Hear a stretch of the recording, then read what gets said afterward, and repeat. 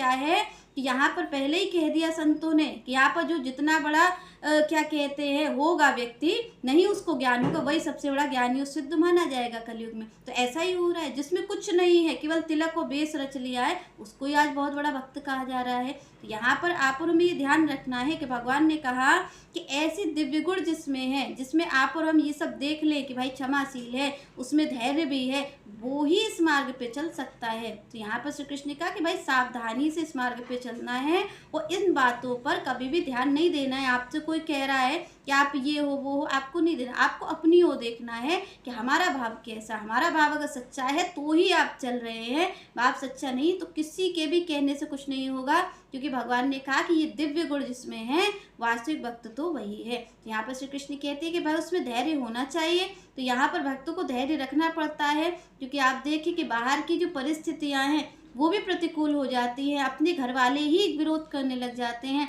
संसार विरोध करने लग जाता है। तो यहाँ पर अगर उसको धीरज नहीं होगा तो इस मार्ग से हट जाएगा।